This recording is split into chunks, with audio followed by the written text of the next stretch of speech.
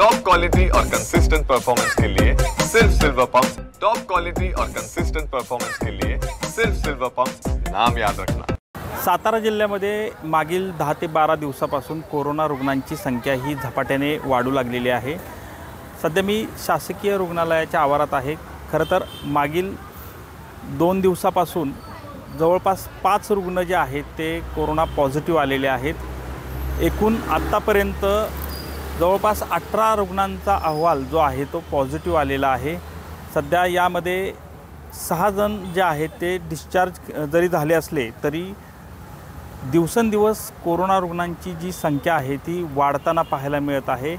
याबाबत शासकीय रुग्णालय जे आहे या परिसरात देखील विशेष कोरोना कक्ष देखील उभारण्यात आलेले आहेत। गर्दीच्या ठिकाणी जाण्यास पूर्णपणे टाळावे अशा पद्धतीचं आव्हान देखील या आरोग्य विभागाकडून करण्यात आलेलं आहे।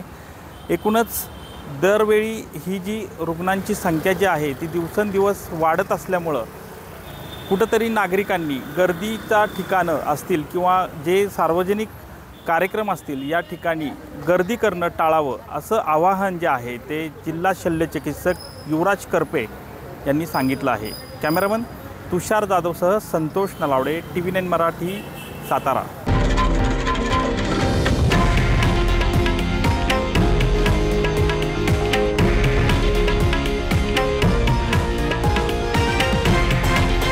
हे आहे देशातील नंबर 1 न्यूज नेटवर्क आणि आपण पाहत आहात TV9 मराठी, एकमेव।